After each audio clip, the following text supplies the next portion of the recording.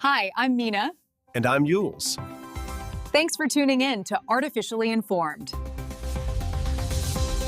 Imagine a deadly parasite, right? Like swimming through your bloodstream right now, building this microscopic spinning iron centrifuge, literally just to survive the toxins in your body. Yeah, it sounds like absolute science fiction. It totally does. Or, okay, imagine a medieval monk who is just desperate for some spare parchment and he accidentally erases the foundational math of the modern world just to write down, a prayer book. Just completely scrubbing away history for a Wednesday mass. Exactly. And today we are really looking at these invisible engines that drive our universe. Right, because it's always the unseen mechanisms, right? Whether they are biological or historical or technological, they end up completely shaping the reality we actually experience every day. Yeah, 100%.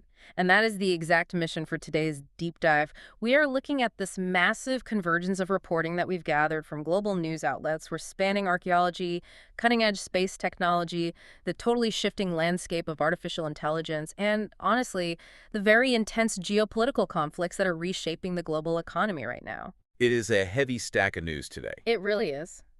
We are going to tease apart how microscopic crystals can reveal Earth's ancient history, how those malaria parasites we mentioned might actually hold the secret to microrobotics, and how all of our high-tech, spacefaring, AI-driven ambitions are currently, colliding head-on with a very messy, very 20th century problem. An all-out global oil war. Exactly. Okay, let's unpack this. So, to really understand the limits of all this technology we're building for the future, I think we should probably start by looking at how we are currently using tech to discover our own past. Oh, I like that. Yeah, because the technological lens we apply to history, it actually tells us a ton about the tools we are designing right now. I want to start exactly there, specifically with this fascinating report from Popular Mechanics in the Proceedings of the National Academy of Sciences. They highlight this completely mind-bending work coming out of Curtin University in Western Australia. Right, the zircon crystal research. Yes. Scientists there are using microscopic zircon crystals to decode Earth's history. And I mean, when I say decode, they aren't just looking at the shape of a rock under a microscope. No, it's way more advanced than that. They are measuring something called cosmogenic krypton 81. Now, I know krypton is a noble gas, right? Like from chemistry class. But how does a gas get inside a solid crystal? Well, so to understand the mechanism there, you really have to look at what a zircon crystal actually is. Okay. Zircons are essentially nature's indestructible time capsules. They form in magma, like deep, deep within the Earth. Under crazy pressure, I imagine. Unbelievable temperatures and pressures. Mm-hmm. And because of their molecular structure, how the atoms bond together, they're incredibly resilient. I mean, they can survive billions of years of geological meat grinders. Wow. Yeah, we're talking surviving volcanoes, tectonic crushing, intense erosion. They do not break down easily. So they eventually get pushed up to the surface of the Earth. But where does the krypton come from? Is it just like trapped from the atmosphere when they hit the surface? No, and this is where the really advanced physics comes into play. Yeah. It's not trapped from the air at all. It's actually created inside the crystal. Wait, created? Like spontaneously? Sort of. When these zircon crystals are pushed up to the surface of the Earth by tectonic activity, they are suddenly exposed to space. Exposed to space? You mean like the sky? Yeah, specifically, they get bombarded by cosmic rays. Okay, cosmic rays. Right, which are these high-energy protons and atomic nuclei that are just constantly zipping through space at nearly the speed of light. Just raining down on us all the time. Exactly. And when these cosmic rays strike the mineral lattice of the zircon crystal... The lattice being like the internal structure. Yeah, the rigid grid of atoms that makes it a crystal. When the cosmic ray hits that grid, it triggers a nuclear reaction called spallation. Spallation, okay. Yeah, the cosmic ray literally shatters the atoms inside the crystal, creating entirely new isotopes. Oh, wow. So it's basically a microscopic nuclear collision. Exactly. And one of those resulting isotopes from that collision is krypton 81. And because krypton is a noble gas, it doesn't chemically react with the rest of the crystal. Right, noble gases are inert. Exactly. So it just sits there.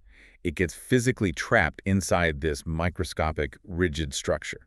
That is wild. It's essentially a microscopic geological smartwatch. That is a perfect analogy, actually. Because, think about it, the moment this crystal gets exposed to the sun, the cosmic rays hit it, the spallation reaction happens, and the watch starts ticking. It starts accumulating this krypton gas. Right. So if a scientist measures the amount of krypton-81, they know exactly how long that specific grain of sand was sitting on a beach before it got buried again. That is the exact mechanism. And because krypton-81 has a known radioactive half-life, scientists can use these massive high-resolution mass spectrometers to count the individual atoms of this gas. Individual atoms in a crystal the size of a dust mite. Yeah, it's unbelievable precision. And by doing this across thousands of samples, those researchers in Australia, they aren't just dating rocks. They are mapping the kinetic history of the entire planet. What do you mean by kinetic history? I mean, they can tell you exactly how ancient coastlines shifted, Well, or the precise rate at which a specific mountain range eroded over millions of years. oh, because they know exactly when the rocks from that mountain were exposed to the sky. Exactly. They can see how extreme climate shifts altered the physical crust of the Earth over billions of years just by counting gas atoms in microscopic dust. That is incredible. I mean, we used to think of stratigraphy as just a guy with a trowel, right? Just digging a trench and looking at the visible layers of dirt. Right. The classic Indiana Jones visual. But now stratigraphy is happening on a literal atomic level. It really is. But, as fascinating as the atomic level is, sometimes the mystery is just purely physical, like this other report from Science Daily. The dinosaur one. Yes. Detailing research published in Frontiers in Ecology and Evolution. Paleontologists wanted to solve this 70-million-year-old mystery about the oviraptor. The famous bird-like dinosaur from the late Cretaceous period. Right. And the mystery was entirely about thermodynamics. Which sounds complicated, but it's really just a question of body heat. Exactly. How did a creature that weighed a couple of 100 pounds sit on a clutch of really fragile eggs to incubate them without, turning them into a prehistoric omelet? Yeah. It's a huge biomechanical puzzle. Right. Because if you are a warm-blooded or even mesothermic dinosaur, you have to transfer your body heat to the developing embryos. Right. They can't just leave them in the dirt. No. Yeah. But gravity is working against you. If you sit on them, you crush them. So the scientists didn't use a mass spectrometer this time. They actually physically recreated a life-sized oviraptor nest. They built a fake nest. Yeah. They arranged these fossilized egg replicas exactly as they were found in nature, and they rigged the whole thing with thermodynamic sensors to map the heat transfer. That is so cool. And the mechanism they discovered is just brilliant in its simplicity. They found that the unique ring shape of the nest was the key. Ring shape, like the eggs weren't in a pile. No, they had an open center completely devoid of eggs. Oh, I see. It's basically a prehistoric heated donut. A heated donut. I love that. Yeah, the physical modeling showed that the adult oviraptor would sit directly in the center of that empty ring. So it allowed the adult to rest the bulk of its heavy weight on the solid ground. Exactly. Taking the crushing force completely off the eggs. But then how do the eggs stay warm if the dinosaur isn't touching them? Well, because of the specific angle of the dinosaur's feathered forelimbs and torso, the thermal sensors proved that convection and conduction still allowed sufficient body heat to radiate outward. Oh, wow. Yeah, it perfectly incubated the eggs arranged in that outer ring. It's amazing that we have to physically recreate the past in 3 dimensions just to understand the basic mechanics of survival. Right. But it also makes me think about how incredibly fragile information is. I mean, a dinosaur figures out the perfect thermodynamic donut to save its babies, but it still goes extinct. Nature is unforgiving. It really is. And human information is honestly just as fragile. Which brings us to the Archimedes palimpsest, which was reported by Popular Mechanics. Oh, this is one of the most remarkable stories of technological recovery in modern archaeology. For sure. So maybe explain what a palimpsest actually is for people who haven't heard the term. Yeah, so a palimpsest is a manuscript, usually from the medieval period, where the original text has been physically... It was just super expensive to make. Exactly. It wasn't like grabbing a fresh piece of printer paper. If you needed to write something, you often had to erase an older book. And the original text in this specific case happened to be the mathematical theories of Archimedes. The ancient Greek genius from the Hellenistic period. Right. Someone had copied his work down in the 10th century, but then, a couple of centuries later, some monk decides he desperately needs some parchment for a prayer book. Just a standard, everyday prayer book. Yeah.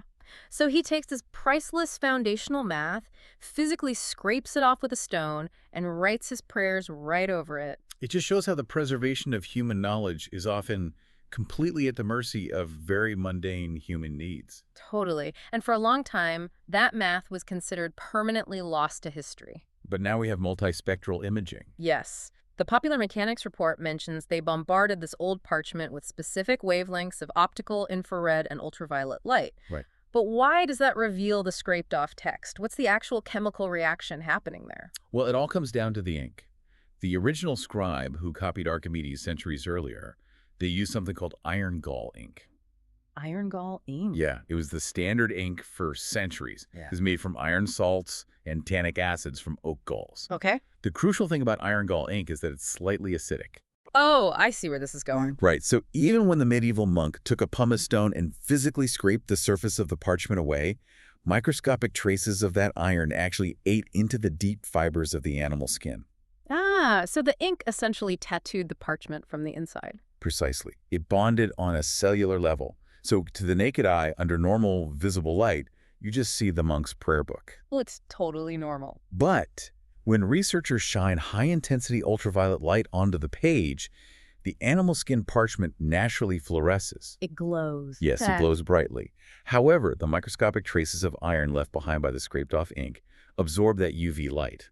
They don't glow. Wow. So under the scanners, the ghost text of Archimedes appears as this dark silhouette against the glowing parchment. They are literally reading the shadow of ancient Greek math. It's incredible, right? It is incredible. I mean, we are using UV lasers to read invisible math and mass spectrometers to read atomic clocks inside crystals. It really makes you feel like technology has completely conquered history. It certainly feels that way sometimes. But then you have these deeply humbling moments where history just trips us up in the dirt. Oh, you mean the construction crew? Yes. The crew in Turkey. Accidental discoveries are honestly often the most profound. They really are. They were laying down modern infrastructure, digging under a village, and the bulldozers just had to grind to a complete halt because they accidentally unearthed a pristine marble Roman sundial from the Byzantine era. It's wild. There is something beautifully ironic about a crew trying to build the infrastructure of the future, being stopped by an ancient device literally designed to track time. Yeah, time caught up with them. And we saw a very similar disruption in Kent, England recently, too. Oh, right, the quarry. Yeah, Essex Archaeology was doing a standard survey at the Denge Quarry, and they just stumbled upon a massive 500-year-old shipwreck buried right there in the gravel quarry. In a quarry. Popular Mechanics noted this was a Carvel-built Tudor ship, and it's directly tied to King Henry VIII's expansion of the Royal Navy. Which is a huge historical find. Definitely. I actually looked up what Carvel-built means because I had no idea. What is it? Apparently, instead of overlapping the planks of the hull like shingles on a roof, which is what they call clinker-built Carvel construction, lays the planks edge to edge over a really strong internal frame. Ah, so it creates a perfectly smooth hull. Exactly. It was absolute high-tech engineering for the 1500s. It allowed ships to be much heavier and carry way more cannons. It's fascinating because what links the Tudor ship, the Roman sundial, the Archimedes text, and the zircon crystals is that our understanding of reality is just entirely dependent on our tools of perception. That's a great point. Right. A bulldozer finds a ship. A UV light finds a mathematical theorem. We only perceive the layers of the world that our current technology is specifically calibrated to see. And that concept of perception perfectly bridges us into the biological frontier. Because it's not just history that's layered, right? It's human consciousness and cellular biology, too. Absolutely. Popular Mechanics and the journal Nature have been running these really extensive pieces on the impact of psilocybin, which are magic mushrooms on human consciousness. Yeah, there's a massive resurgence in psychedelic research. And of course, in the reporting, they had to bring up Terence McKenna's infamous stoned ape theory. Oh, yeah. A theory that remains highly polarizing in evolutionary anthropology, to say the least. For sure. So, for you listeners who might not be familiar with this, McKenna proposed back in the 90s that our early hominid ancestors were wandering the African savannas foraging for food. Right, hunter-gatherer stuff. Yeah, and they stumble upon psilocybin mushrooms growing in the dung of herd animals. They eat them, and according to McKenna, this massive psychedelic experience catalyzed rapid brain expansion, the development of complex language, and literally the birth of human culture. It's a very bold claim. It is, and I have to play devil's advocate here. I mean, I understand that mushrooms can make you feel profoundly connected to the universe, but Evolving the strict rules of syntax and grammar from a hallucination, that feels like a massive biological leap. It is a massive leap, which is exactly why you won't find many evolutionary biologists endorsing it as the primary driver of human brain evolution. It's just too simplistic. Way too simplistic. However, the reporting in Nature focuses on what we do know about the modern neurochemistry of psilocybin, and that is where it gets incredibly fascinating. Okay, tell me about the neurochemistry. Well, when a human ingests psilocybin, the body metabolizes it into a compound called psilocin. Psilocin, okay. And that psilocin actively binds to and modulates the 5-HT2A serotonin receptors in the brain. Okay, let's break the mechanics of that down for a second. Serotonin is usually associated with mood regulation, right? Like feeling happy or stable. Generally, yes. So what happens when a powerful psychedelic hijacks that specific serotonin receptor? It leads to a profound desynchronization of what neuroscientists call the default mode network, or the DMN. The default mode network. Think of the DMN as the brain's central router, or maybe as like its rigid corporate hierarchy. I like the corporate hierarchy analogy. Yeah, it is the network that keeps your thoughts linear. It filters out the overwhelming amount of sensory input you receive every single second, and crucially, it maintains your autobiographical sense of self, your ego. So the DMN is the part of my brain that makes sure I know that I am me, that I have to pay my taxes next month, and that a tree is just a piece of wood, not a breathing, feeling entity. Exactly. It's an evolutionary survival mechanism to keep you focused on immediate terrestrial threats and tasks. You can't be staring at a tree, marveling at its existence, if a tiger is trying to eat you. Right, that makes total sense. But when psilocin hits those 5-HT2A receptors, the DMN essentially powers down.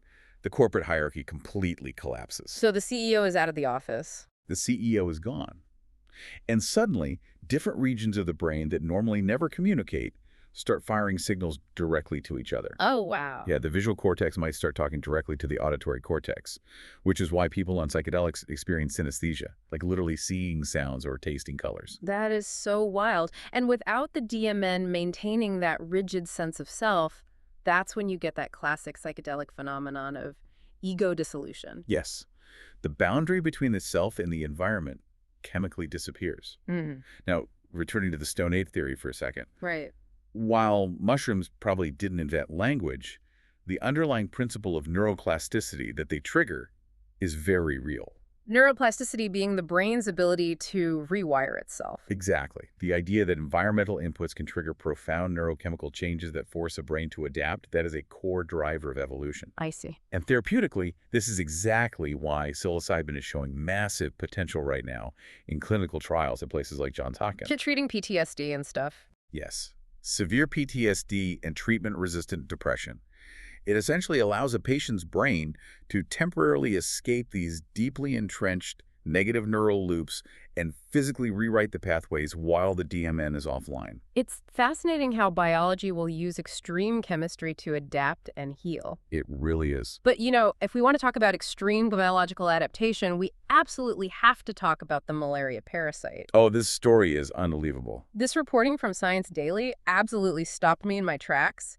They revealed that malaria parasites possess tiny, literal rocket-like engines made of spinning iron crystals. Yeah, the Plasmodium genus. It is a terrifying marvel of bioengineering. Okay, you have to walk me through this. How does a single-celled parasite build an iron engine? Like, what does that even mean? Well, it starts with the parasite's diet. Okay. When the malaria parasite infects a human, it invades our red blood cells to consume hemoglobin, which is the protein that carries oxygen around our bodies. Right, they eat our blood. Exactly.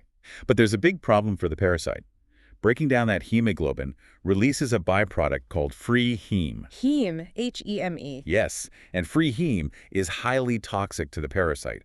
So by eating its host, the parasite is essentially swimming in its own poisonous waste. That sounds like a terrible evolutionary strategy. It does, so it needs a way to not die from its own meal. Right, and I was reading that it crystallizes the heme. It's like a microscopic biological centrifuge spinning this toxic waste into harmless bricks, which they call hemozoin. Yes, exactly. But where does the rocket engine part come in? That's what I don't get. So the new research discovered that the parasite doesn't just passively create these crystals, it actively utilizes the mechanical energy generated during the crystallization process. Wait, crystallization creates energy? Yeah, As the parasite converts the toxic heme into hemozoin, it creates these microscopic, rapidly spinning iron crystals, and these spinning structures act exactly like mechanical rotors. What? That is insane. It's like a tiny escape It pod. really is. It's trapped in the red blood cells, surrounded by poison, so it converts the chemical energy of the poison into mechanical kinetic energy, spinning this rotor to purge the remaining toxins out of its system and manage the iron levels. You've got it. It's literally converting chemical toxicity into mechanical thrust. It's like a microscopic Tony Stark building a tiny arc reactor in a cave. Uh-huh. That's exactly what it's doing. And this engine allows it to aggressively survive our immune system's attacks. Furthermore, it actively pumps out the anti-malarial drugs we use to try and kill it. Wow. It makes you realize why malaria has killed more humans than almost anything else in history. Oh, absolutely. We aren't just fighting a passive germ, we are fighting a heavily armored, mechanically engineered micromachine. It's a highly evolved adversary. But on the flip side of that, if we can understand how that biological rotor actually works, could we reverse engineer it? What do you mean? Like, could we build our own micro-robots for targeted drug delivery, powered by the exact same iron spinning mechanism? Oh, yes. That is the absolute holy grail of nanomedicine right now. Really? Yeah. Think about it. If you can harness a biological engine that powers itself using the ambient chemistry of the human bloodstream, you no longer need external batteries for microscopic medical devices. Because right now, powering a nanobot is the hardest part, right? Exactly. Batteries are bulky and toxic. Yeah. But with this, you could have targeted therapeutics swimming through the body, seeking out cancer cells, powered entirely by iron crystallization happening in the blood. It really highlights how the solutions to our biggest technological hurdles might already exist in nature. We just haven't looked closely enough yet. Nature has had billions of years of R&D. We're just trying to catch up. Yeah. But the thermodynamic principles that govern a dinosaur nest or a microscopic iron rotor, they are the exact same physics we have to conquer to leave this planet. And we are pushing those physics to the absolute limit right now. Yeah. Let's look at the sheer scale of aerospace development happening, because it is staggering. Space.com reports that NASA, the National Aeronautics and Space Administration, is rolling out the Artemis II moon rocket today, March 19th, to the launch pad. The Artemis program is a huge pivot for humanity. Yeah, this is the first crewed flight of the program. 4 astronauts are going to strap into the Orion spacecraft and ride the Space Launch System, which is currently the most powerful rocket ever built, all the way around the moon. And just the rollout itself is a monumental feat of engineering. I saw a video of it. They use this massive crawler transporter. Oh yeah, it's a treaded vehicle the size of a baseball infield. A baseball infield? That's huge. It is, and it has to move millions of pounds of rocket at about 1 mile per hour to keep it perfectly stable. So slow. But the strategic significance of Artemis II is really what matters here, right? Exactly. We are officially moving beyond the low Earth orbit operations that have defined the last 40 years of human spaceflight. Because since Apollo, we've basically just been circling the Earth. Right. The space shuttle, the ISS, that's all low Earth orbit. The goal now is no longer just visiting space. It is establishing a sustained, permanent human presence in deep space, starting with lunar outposts. And while Artemis is grabbing the massive front-page headlines, the day-to-day labor in space is honestly just becoming routine. It's becoming blue-collar work, in a way. Seriously. NASA astronauts Jessica Meir and Chris Williams just completed a spacewalk to prep the International Space Station for a new rollout solar array. Right. And at the exact same time, Chinese astronaut Zhang Lu completed a record-tying 6th spacewalk outside the Tiangong space station. 2 separate space stations, multiple people outside. Yeah, it wasn't that long ago that a spacewalk was a globally broadcast, hold-your-breath kind of event.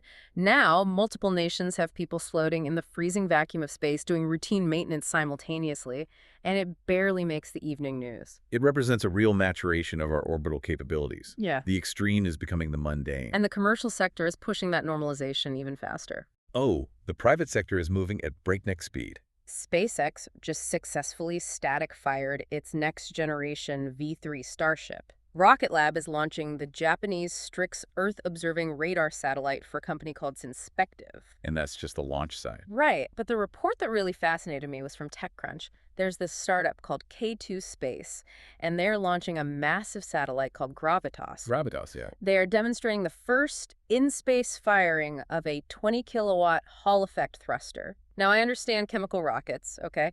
You ignite fuel, fire comes out the back, the rocket goes up. Exactly. Newtonian physics at its loudest and most explosive. But what exactly is a Hall-effect thruster? How does it generate 20 kilowatts of power in space without, fire? It's an entirely different paradigm of propulsion. A Hall-effect thruster doesn't burn chemical fuel at all. No fire. No fire. It uses an electromagnetic field to accelerate ions. Okay, you're going to have to break that down. So usually they use a heavy noble gas like xenon as the propellant. Xenon, okay. Inside the thruster, there's a strong magnetic field that traps electrons. When the neutral xenon gas is injected into this field, the trapped electrons collide with the xenon atoms. And that collision does what? It strips away electrons from the xenon, turning the neutral gas into positively charged ions. Okay, so now you have a cloud of positively charged xenon ions sitting in the engine. Exactly. Then, a powerful electric field forcefully expels those positively charged ions out the back of the engine at tremendous speeds. How fast are we talking? Up to 50,000 miles per hour. Wow. Yeah. That high-speed exhaust is what provides the thrust. Now, because it doesn't produce the massive, violent, explosive force of a chemical rocket, you can't use it to launch off the surface of the Earth. It doesn't have the brute force to escape gravity. Oh, I see. But once you are already up there in the vacuum of space, a Hall-effect thruster is incredibly efficient. It can run continuously for years, slowly but steadily accelerating a massive spacecraft. That is amazing. Yeah. And K2 Space needs that extreme efficiency because their ultimate goal isn't just to move a satellite around. Right. Their goal is much bigger.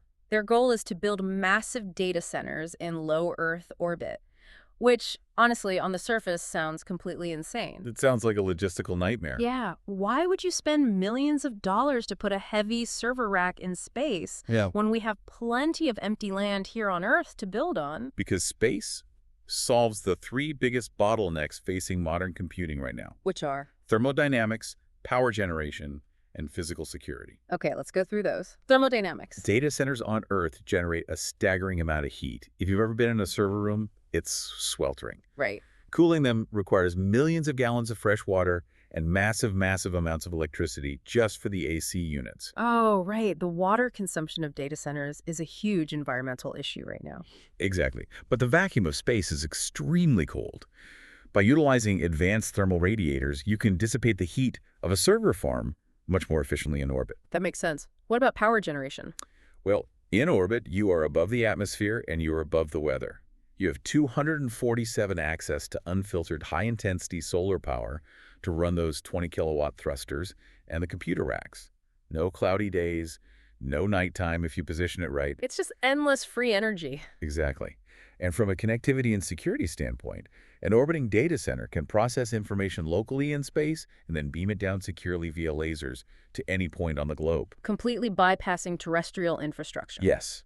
You bypass vulnerable, easily cut undersea fiber optic cables. Wow, so it's all about building a resilient, interconnected web above our heads. That's the goal. And NASA is actually doing something similar with their Space Geodesy project. They just put a laser retroreflector array, an LRA, on the new GPS their SV09 satellite. Yeah, geodesy is fascinating. What is geodesy exactly? Geodesy is the science of measuring the Earth's geometric shape, its orientation in space, and its gravity field. Okay. And how does a laser array help with that? Well, the LRA is essentially a highly engineered cube made of specialized mirrors. Ground stations here on Earth fire lasers up at this specific satellite. They shoot lasers at the satellite? Yep. And by measuring the exact fraction of a second it takes for the laser to bounce off the mirror and return to the ground station, they can calculate the distance between the Earth and the satellite down to the millimeter. A millimeter? Yeah. From space? Yeah. Think about how your own smartphone navigates right now. Like using Google Maps. Right. You assume it's just talking to a cell tower. But it's actually relying on an incredibly complex mathematical grid. This laser system on the GPS satellite ties the entire Earth coordinate system together. So it keeps the grid perfectly aligned. Exactly. It's what makes the routing for autonomous vehicles, precision agriculture, and even military targeting actually possible. It's all connected, and we are pushing our vision even further out, too. While we build this heavy infrastructure in low Earth orbit, our deep space observation is also expanding rapidly. NASA's Nancy Grace Roman Space Telescope just passed its critical pre-launch tests. That is going to be a game changer for astronomy. That's the one designed to hunt for dark energy and exoplanets, right? Ugh. I read it has a field of view 100 times greater than the Hubble Space Telescope. Yes, 100 times larger. Hubble gives us a microscopic, ultra-deep view of a tiny pinprick of the sky. Like looking through a straw. Exactly. The Roman telescope is designed for macro observation. It will map the large-scale structure of the universe to help us understand how dark matter and dark energy are actively pulling galaxies apart. And we aren't just looking from afar, we are physically touching these ancient objects. NASA used advanced imaging to look inside the rock samples they brought back from the asteroid Bennu. The OSIRIS-REx mission. Yeah, the probe literally tagged an asteroid, scooped up dirt, and dropped it back to Earth. And the imaging found complex cracks inside the rock particles, suggesting that the asteroid has experienced intense thermal fracturing over billions of years as it orbits the sun. Which tells us a massive amount about the volatile history of the early solar system. Totally. Furthermore, astronomers just announced the discovery of an extremely rare ancient star. The metal poor star. Yeah, it's what they call a population 2 star, dating back to the very dawn of the universe, right after the Big Bang. Its chemical composition is actively challenging our current models of stellar evolution. It proves that the first generation of stars behaved completely differently than our sun does today. So we have all this incredible discovery happening, but I want to play devil's advocate again, and let me push back a little on the industrialization side. Okay, go for it. With SpaceX launching massive starships, Rocket Lab sending up radar arrays, and startups like K2 Space planning to put literal server farms into orbit, are we just exporting Earth's clutter into space? Like, are we just trashifying orbit? It is arguably the most critical environmental concern of the aerospace era. We are rapidly approaching the threshold for what's known as the Kessler syndrome.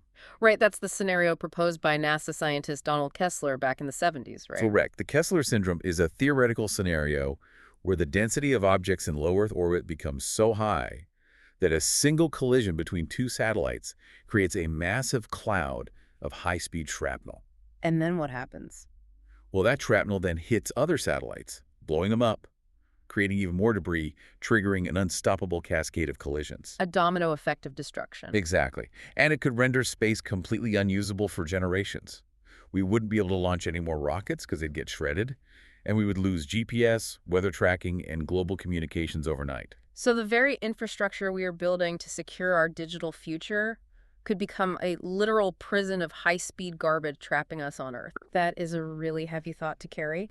And, you know, if you do look up at the night sky tonight, March 19th, space.com notes, you can actually see one of the youngest visible moons of the year appearing right next to Venus. Oh, that's a beautiful conjunction. It's a serene, beautiful image. But behind that peaceful view, there is an intense, largely unregulated industrial boom happening. And we really have to ask why that boom is happening so fast right now. Why is it? The push for in-orbit data centers, the massive satellite constellations, the insatiable demand for power and cooling, it's almost entirely driven by the explosion of artificial intelligence here on the ground. Oh, wow. So the computational heat generated by AI is quite literally pushing us off the planet. That's one way to look at it, yeah. And the sheer velocity of AI development is fundamentally reshaping human-computer interaction. TechCrunch reported on Carl Pei, the CEO of the tech company Nothing. Oh, his comments were very provocative. Very. He is arguing that AI agents are going to replace smartphone apps entirely in the very near future. PP is describing a shift from a passive operating system to an active autonomous manager. How so? Well, think about how you use a phone today. You are the micromanager. If you want a flight, a hotel, and a dinner reservation, what do? I have to open the airline app, navigate the interface, book it, then open the hotel app, navigate, book it, then open Yelp, find a restaurant, open table, book it. Right. You are doing the cognitive labor of connecting all these disparate digital systems yourself. It's exhausting, honestly. P's vision of an AI agent is a macro director. You simply speak to the phone and say, I have a meeting in Chicago tomorrow at 2 p.m. Sort it out. And it just does it. The AI agent autonomously negotiates with the airline's API, the hotel's API, and the restaurant's API. It cross-references your calendar, your budget preferences, and your dietary restrictions, executes the financial transactions, and simply presents you with the final itinerary. It's the difference between having a personal butler who just brings you the exact meal you want versus having someone hand you 10 different restaurant menus and making you call all the kitchens yourself. Exactly. And the big tech companies are already laying the groundwork for this. Amazon just launched Alexa Plus in the UK. Oh, I saw this. They integrated generative AI, giving it way better contextual memory and apparently a new sassy mode to make the conversations feel more organic. Well, while Sassy Mode is clearly a marketing gimmick, the generative integration is actually profound. How so? Because the assistant is no longer just retrieving a pre-programmed response from a static database. It is dynamically generating language on the fly. But the computational cost of running these large language models, or LLMs, is astronomical. Because they are so huge. Right. You can't process that much data on a tiny smartphone chip. It has to be sent to a massive cloud server, processed and sent back, which creates a delay or latency. Which brings us to multiverse computing, a Spanish startup based in San Sebastian. TechCrunch reports they launched a product called Compactive AI. This is fascinating math. They have figured out how to compress these massive AI models from companies like OpenAI and Meta so that they can run locally on a phone or a drone without needing to connect to the cloud at all. Running an LLM locally is huge. But how do you shrink a massive neural network without making it, stupid? They are using something called tensor networks. It's a highly complex mathematical framework that was actually originally developed by quantum physicists to describe the entanglement of many-body quantum states. Okay, you're going to have to ELI 5 that for me. Explain it like I'm 5. Fair enough. Let's simplify it. An AI model is essentially a massive grid of numbers called a matrix that the computer multiplies together to find patterns in data. Okay, a grid of number. A large language model has billions of these parameters. It's a giant, heavy block of math. Tensor networks allow mathematicians to factorize that giant block. What does factorizing do? They find the redundancies and compress the high-dimensional data into a lower-dimensional representation without losing the core logic. Give me an analogy. Think of it like taking a massive uncompressed 4K video file and running it through an incredibly efficient compression algorithm to make it an MP4. So it takes up a tiny fraction of the hard drive space, but to the human eye, the video still looks totally sharp. Exactly. They are mathematically pruning the dead weight out of the AI's brain. And that completely democratizes the technology. Yes, it pushes the compute power to the edge of the network, rather than relying on centralized cloud servers. So it means a drone inspecting a bridge in a super rural area with zero cell service can use advanced AI to spot structural flaws autonomously because the brain is small enough to fit on the drone's physical hard drive. Exactly. That is edge computing. But, while we marvel at the math of tensor networks, there is a very physical, very human cost to all of this automation. The labor side of AI is very messy right now. Extremely. DoorDash just launched a tasks app. They're actually paying their gig economy couriers to submit videos of their driving routes to train AI models. It perfectly illustrates the hidden labor of the AI era. You think you were paying a courier to deliver a burrito. Right. But the corporation is actually paying the courier to map the physical world.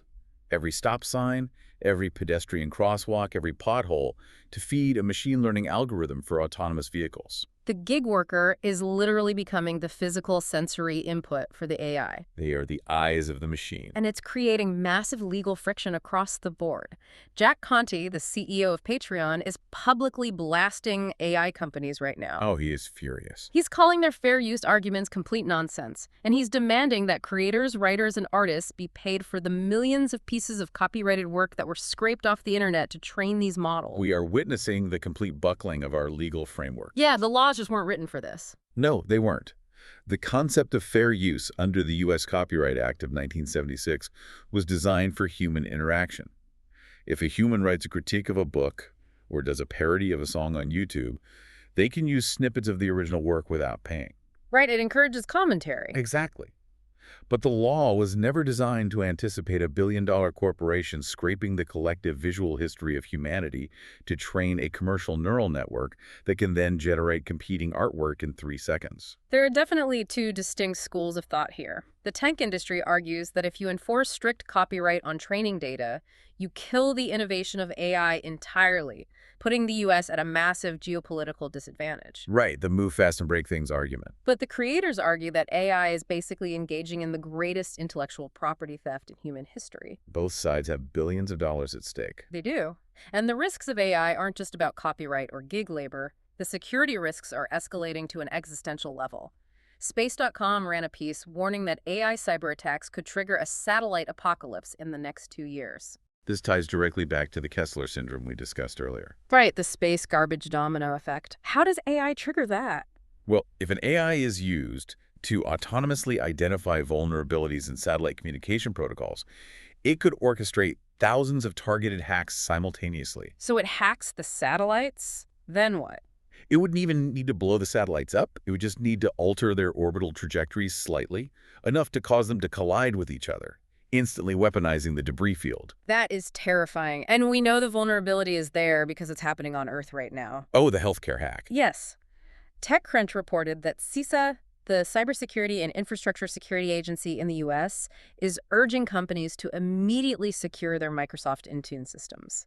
Hackers just used vulnerabilities to mass wipe Stryker medical devices. They remotely wiped life-saving hospital equipment. It's unbelievable. It is the terrifying dual-edged sword of autonomous systems. We want AI agents to seamlessly navigate APIs to run our lives. But that deep interconnectedness creates catastrophic single points of failure.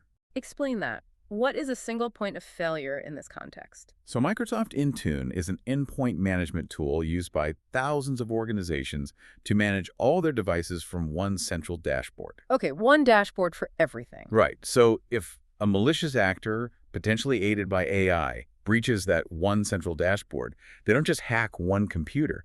They have the administrative keys to brick every single ventilator, heart monitor, and imaging machine in a hospital network simultaneously. So bringing it all the way back to Carl Pei's vision of the AI butler managing our apps, do we really want to hand over the administrative keys of our digital lives to a black box AI agent? It's a huge risk. Especially when hackers are currently proving they can remotely wipe medical infrastructure. The idea of an autonomous system running everything feels incredibly fragile. It requires a fundamental rethinking of digital trust. We're building systems of immense power without proportional oversight or security architecture. And, while tech executives sit in Silicon Valley debating the hypothetical future of AI oversight, the physical world is currently burning. Yes. The transition here is sharp, but necessary. It is. The global economy is currently being held hostage by a very real, very terrestrial crisis.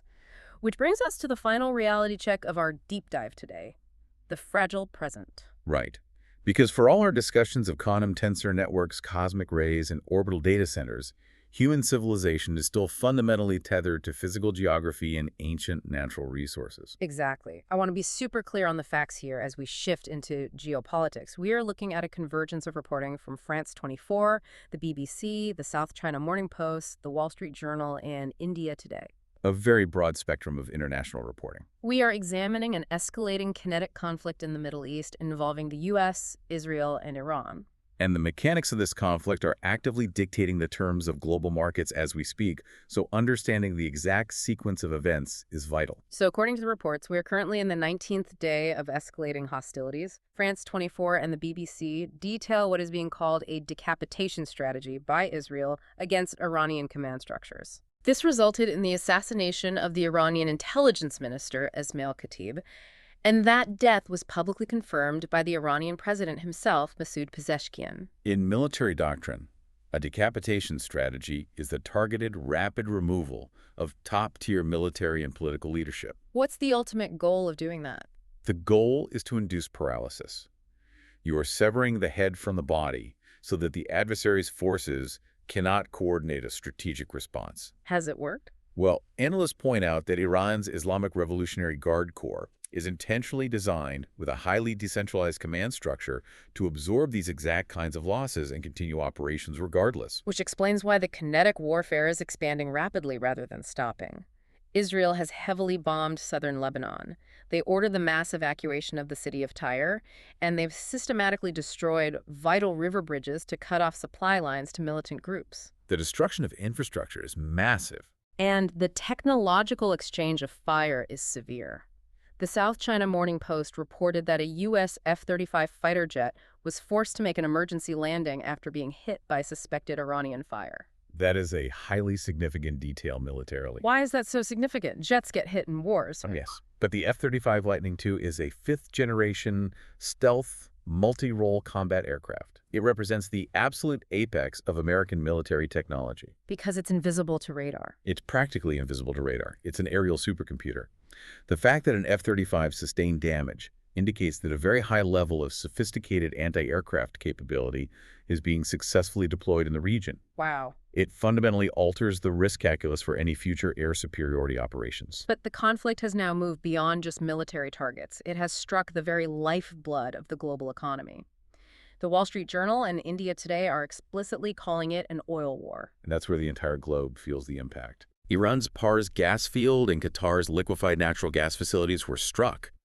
And in retaliation, Iran has explicitly threatened to target massive oil assets in Saudi Arabia and the United Arab Emirates. Localized warfare has immediately translated into global economic warfare, and it's entirely because of geography. The Strait of Hormuz. Exactly. The geographical choke point of the global economy is the Strait of Hormuz.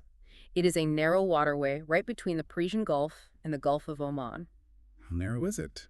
At its narrowest point, it is only 21 miles wide. And the safe shipping lanes within it are only 2 miles wide in either direction. That is incredibly tiny. It is. Yet roughly 20% of the entire world's daily oil consumption passes through that narrow channel on supertankers every single day. It's the ultimate bottleneck.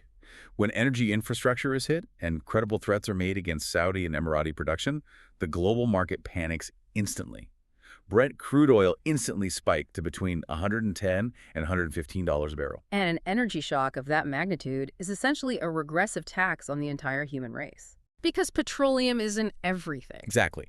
It immediately increases the cost of jet fuel for cargo planes, diesel for the ships crossing the Pacific, and critically, the cost of the petroleum-based fertilizers needed to grow our food. It is an immediate, unavoidable wave of global inflationary pressure.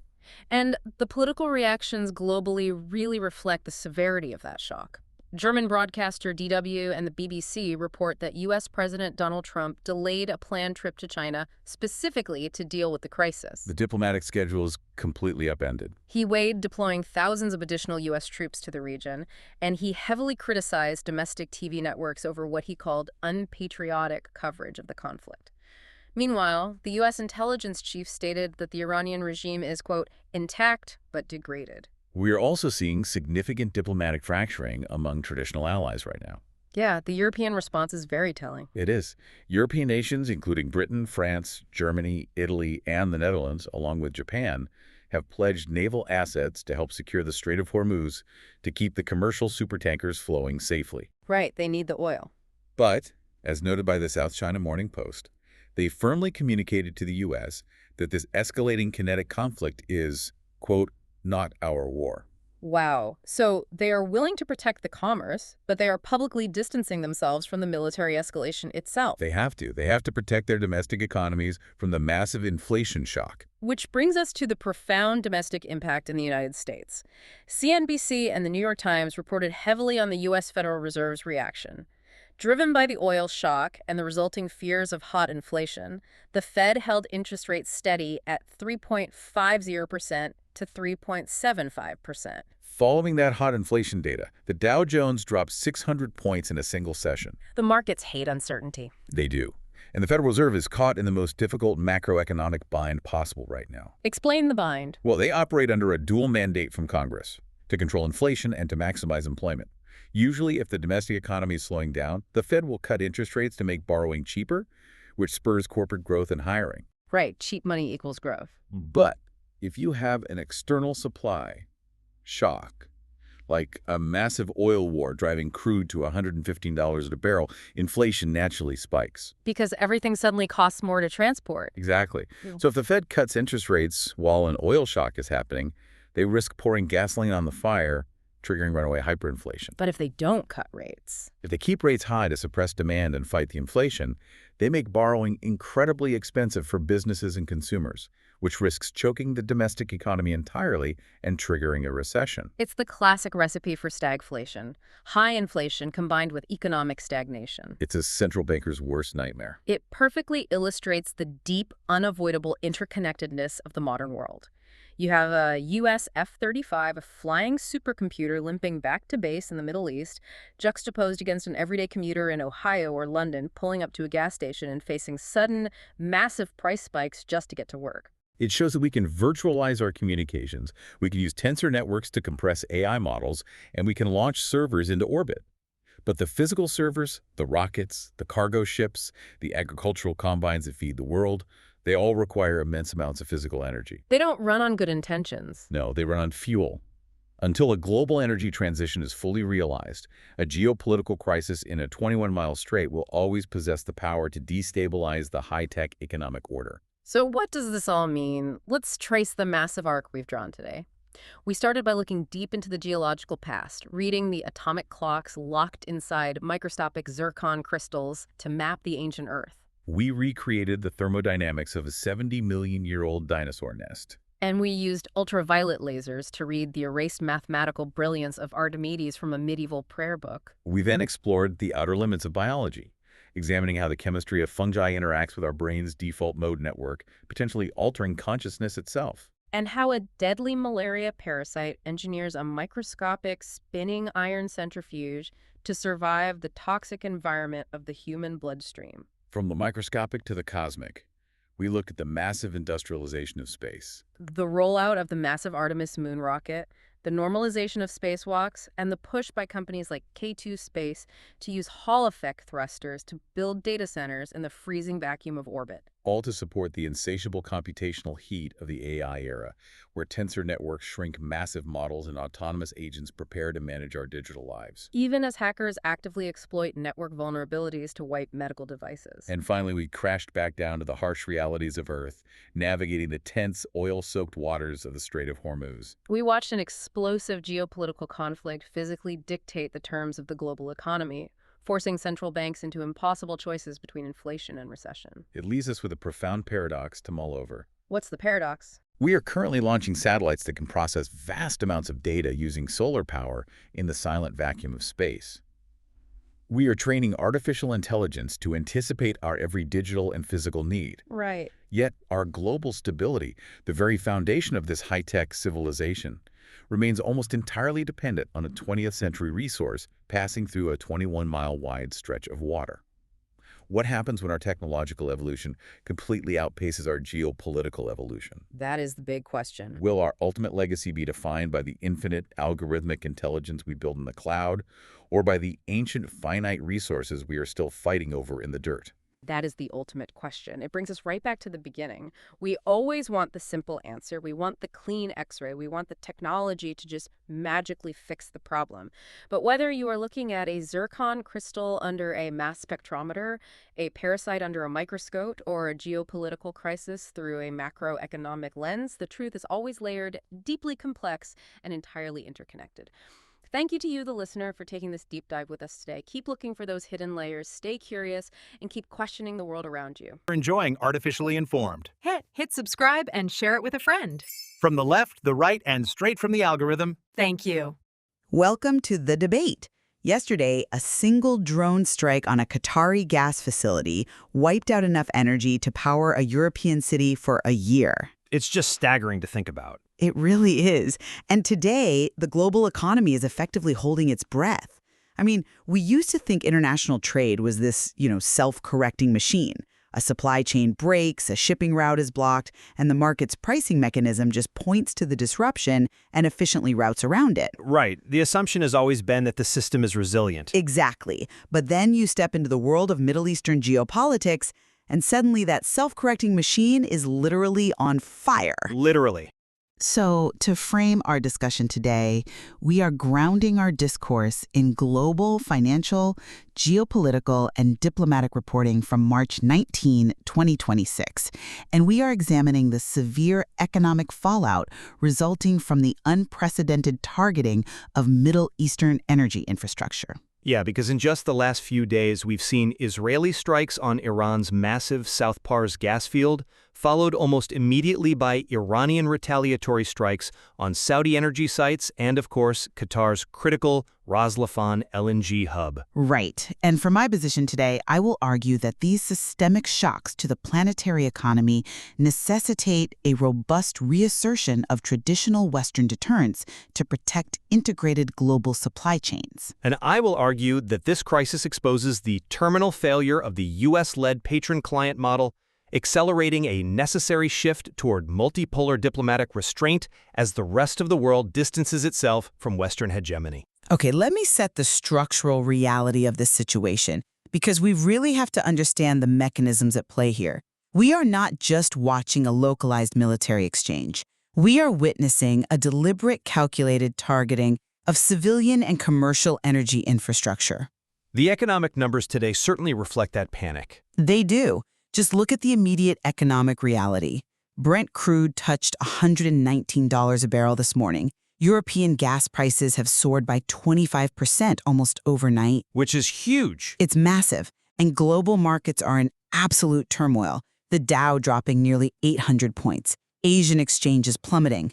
I mean, think of the global energy market as a highly pressurized hydraulic system. Okay, a hydraulic system? Right. If you puncture a line in the Middle East, the pressure drops everywhere. In Tokyo, in Berlin, in Sao Paulo, you can't just patch that with localized treaties. You need an overarching pressure containment system. But at what cost? Well, the entire global economy relies on the free flow of energy through choke points like the Strait of Hormuz. Therefore, the Pentagon's $200 billion budget request for the region, alongside those joint pledges from European nations and Japan to secure maritime passage, they aren't acts of warmongering.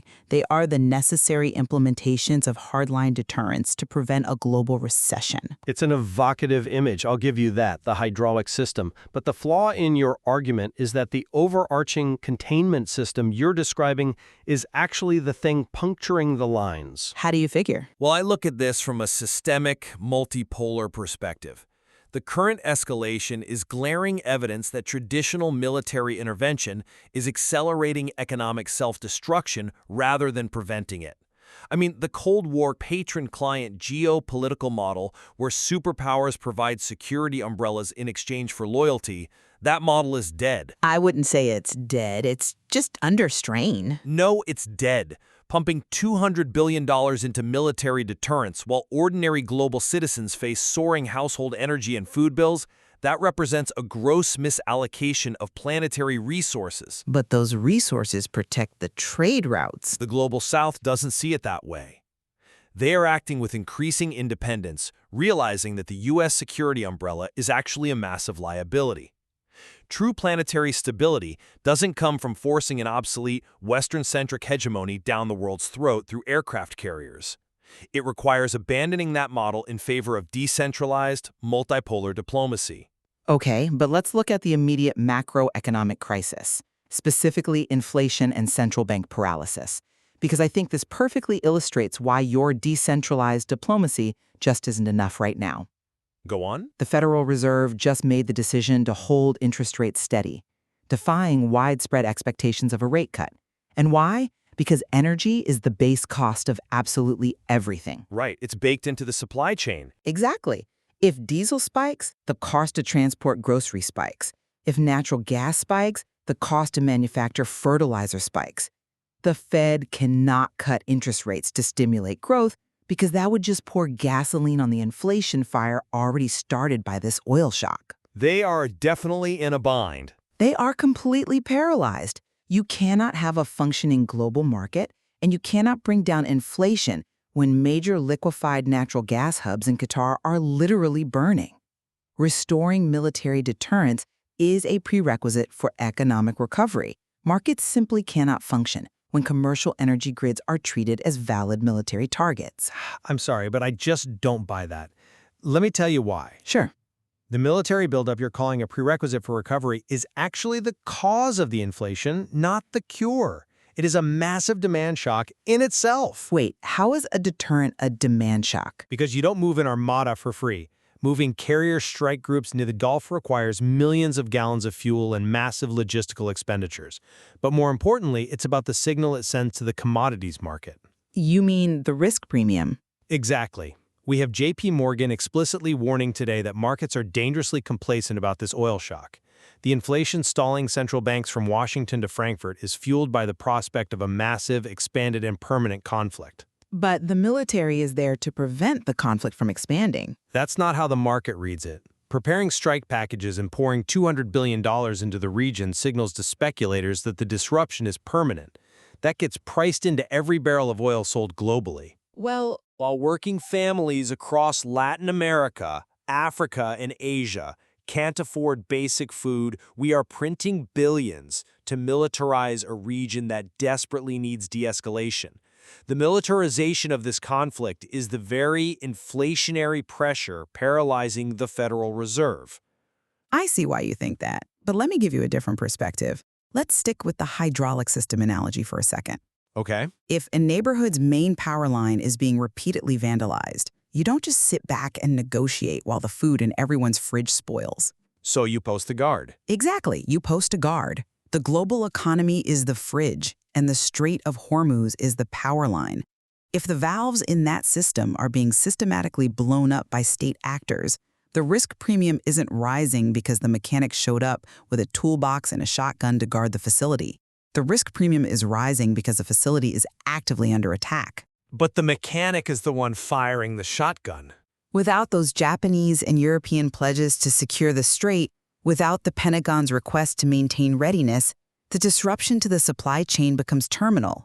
Look at the tech sector today. Micron's stock plummeted despite blowout earnings. Right, because the market is panicking over a broader war. It's deeper than consumer panic, though. Semiconductor fabrication plants require immense baseload power and specialized gases that are tied directly to global shipping routes. When Hormuz is threatened, the physical reality of building a microchip changes. The energy intensity is a major factor, sure. Is. The modern tech economy cannot survive a prolonged supply shock. The market isn't reacting to the U.S. military presence. The market is reacting to Iran striking Ras Al-Khaimah and Israel hitting South Pars. If you remove the overarching security architecture, the attackers don't just stop. They burn the facility down completely. But your mechanic isn't just standing guard. They are actively threatening to blow up the rest of the facility to prove a point. And the cost of this so-called overarching security architecture is exactly what is tearing the Western alliance apart. I think tearing apart is a bit strong. It's really not. This crisis has exposed deep, undeniable fractures within traditional alliances because Europe simply cannot afford the macroeconomic consequences of U.S. interventionism. European leaders are deeply divided right now. You're talking about the push for autonomy. Yes. You have figures like Emmanuel Macron in France and Giorgia Meloni in Italy actively pushing for strategic autonomy. They are explicitly saying this Middle Eastern conflict is not our war. They realize that tying themselves to U.S.-led interventionism is economic suicide for Europe, which relies far more heavily on Middle Eastern energy than the United States does.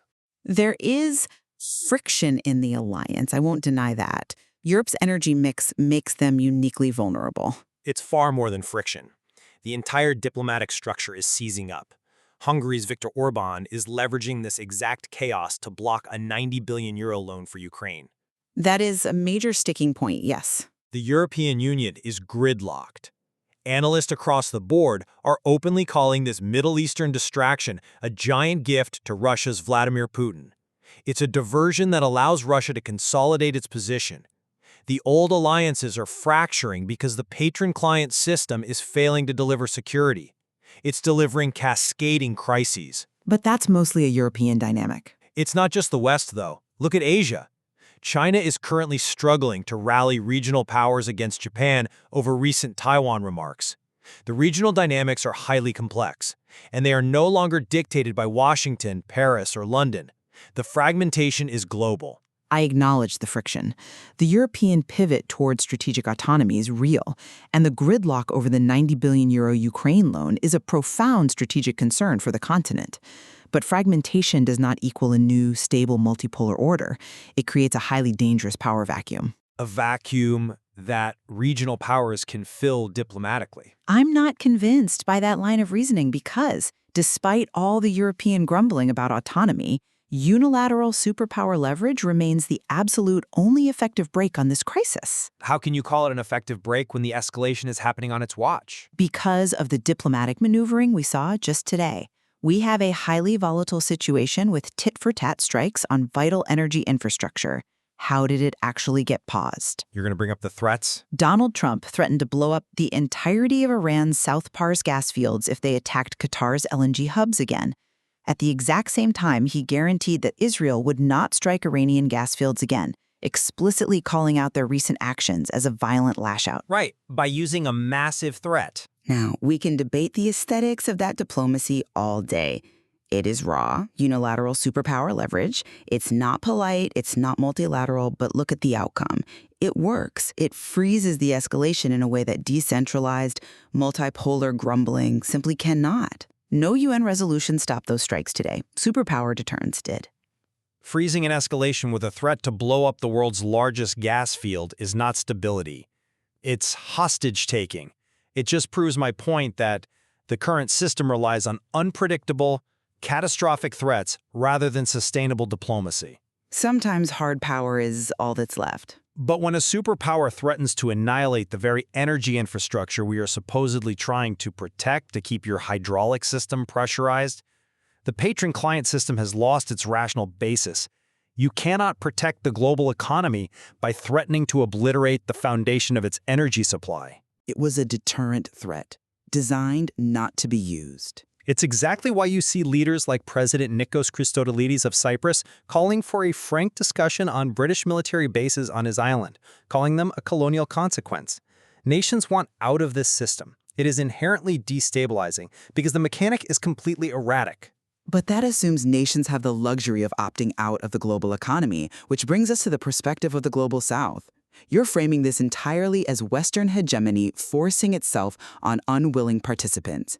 But keeping sea lanes and energy infrastructure safe is an international service. I think the term service is doing a lot of heavy lifting there. Think about the mechanics of the sovereign debt crisis. It's not the United States that suffers most here. The U.S. is a net energy exporter and produces its own oil. The real victims are nations in Latin America, Africa, and Asia that rely heavily on imported energy to power their developing economies. They are victims of the conflict, yes, absolutely. But more specifically, they are victims of the supply shock.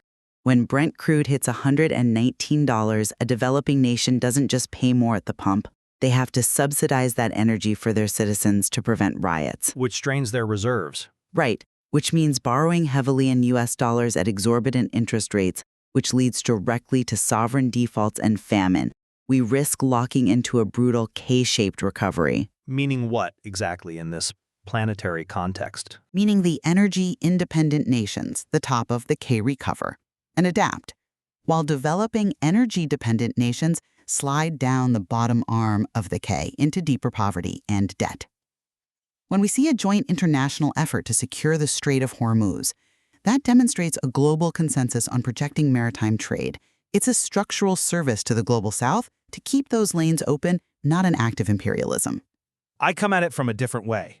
I completely reject the premise that the developing world views Western military action as an international service. That is a fundamentally obsolete view of how the global south operates today. How so? If you look at the actual diplomatic maneuvers of the developing world right now, they are asserting their own sovereignty against Western pressure, not welcoming it with open arms. They practice transactional diplomacy now. They buy Russian fertilizer, Chinese infrastructure, and U.S. tech. They do not want to be forced into a zero-sum block just because the U.S. decides it needs to police the Gulf. But they still fundamentally need the energy security. They need the energy, sure, but they do not want the hegemon's strings attached, because those strings are pulling them into a war they didn't ask for. Take the Pan-African Lawyers Union, for example. Right? At the UN? Exactly. They just rallied 40 African Union states at the UN General Assembly to push a resolution recognizing the transatlantic slave trade as the gravest crime against humanity. This isn't just about historical justice. It's a unified bloc of African nations asserting their diplomatic weight independent of Western agendas. It's a powerful statement, certainly. Or look at Brazil's Foreign Minister Mauro Vieira, who just outright rejected U.S. pressure to designate specific criminal groups as foreign terrorists. The Global South is watching the U.S., Israel, and Iran trade blows, and they view it as a localized hegemonic struggle dragging down their economic development. I still maintain they benefit from the security umbrella. They do not see a global service. They see a global hazard. The U.S.-led order is viewed as the primary source of the volatility. This proves the urgent need for a truly multipolar world order where regional powers establish their own frameworks. Well, the Global South's assertion of diplomatic sovereignty is a natural development, I agree. But sovereignty requires basic macroeconomic stability. You can't fund domestic development programs in Brazil or build infrastructure in South Africa if Brent crude is structurally locked above $115 a barrel because the Strait of Hormuz is closed. But the current order isn't keeping the price down? They may resent the political realities of the hegemon, and they may push back at the UN, but they fundamentally rely on the security architecture the hegemon provides to keep the global economy functioning. Without the U.S. Navy and allied forces guaranteeing the free flow of commerce, the multipolar world you're envisioning would collapse into mercantilist resource wars almost immediately. A mercantilist resource war? Yes, a scenario where major powers stop trading and start hoarding, where China, India, and European nations aggressively militarize their own independent supply chains, fighting proxy wars over access to energy rather than relying on a shared, protected global market. The U.S. backstop prevents that. But that security architecture is exactly what is failing. The targeted assassinations, like the recent killing of the Iranian intelligence minister, which triggered this specific cycle, and the subsequent retaliatory strikes on Qatar and Saudi Arabia, on Qatar's LNG hubs, this is the architecture at work. It's messy, yes. It's not providing security. It's providing a $200 billion bill for the Pentagon while the rest of the world pays the price in inflation. The Global South is realizing that this security service is far too expensive. A multipolar world wouldn't collapse into resource wars. It would force regional powers to establish mutual deterrence because no outside power is going to swoop in and fight their battles for them. The patron-client model infantilizes regional diplomacy. I'd argue it doesn't infantilize it. It provides a necessary backstop against total regional war. Without that backstop, a strike on Ras Laffan wouldn't just be a warning or a proportional retaliation. It would be the opening salvo of a regional conflagration that could shut down 20% of the world's oil supply permanently. The backstop is the very thing escalating the conflict, though. It distorts the risk calculus. If the U.S. wasn't unconditionally backing one side while threatening to obliterate the infrastructure of the other, these nations would be forced to the negotiating table. The presence of the hegemon allows regional actors to take massive risks, like striking a sovereign nation's energy grid, because they believe the superpower will shield them from the ultimate consequences. All right, let's summarize where we stand, because I think the core of our disagreement is crystal clear at this point. I agree. From my perspective, protecting an interconnected global economy from devastating inflationary shocks requires credible, unified deterrence. When vital global energy infrastructure, like the South Pars Field or Ras Laffan, is deliberately targeted, it crosses a red line that threatens everyone from European semiconductor manufacturers to working families in Latin America. The only way to prevent a cascading global recession and a sovereign debt crisis in the developing world is a forceful reassertion of security protocols and superpower leverage to freeze the escalation.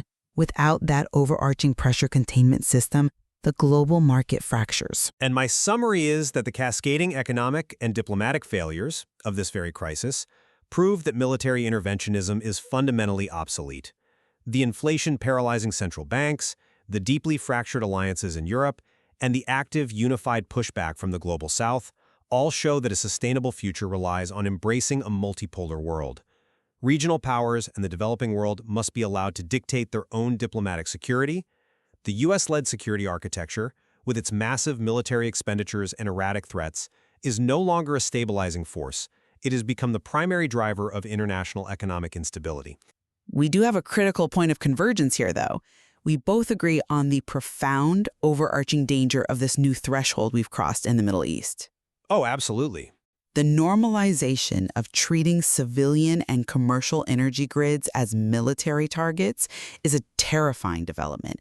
Its inflationary impact worldwide is devastating, and it genuinely threatens the very foundation of the global economy. Yes, we are in complete agreement on the severity of the crisis and the catastrophic nature of targeting energy infrastructure. The tension between our views is purely over the mechanism of resolution, whether the solution lies in a forceful reassertion of superpower deterrence, as you argue, or a strategic retreat into multipolar diplomacy and regional autonomy, as I advocate. Which brings us back to our opening thought. That global economic machine, the supposedly self-correcting supply chain ecosystem we've all relied on, is currently under immense strain. The murky landscape of geopolitical conflict has shattered the illusion of a clean, mechanical global market that simply routes around danger. And the essential question remains, do we try to protect that system by deploying an armada that drives up the very costs we are trying to lower? Or do we finally accept that the old architecture is failing and make way for a decentralized approach? There is immense value in examining these global crises through both structural security and systemic diplomatic lenses. The shifting dynamics of global alliances, energy markets, and macroeconomic trends hold much more to explore in the source material. Thank you for joining us, and we'll leave you to draw your own conclusions on how the world can best navigate this new era of geopolitical risk. That's it for today's Artificially Informed. Thanks for spending your time with us. Yeah. Stay sharp, stay curious. See you next time.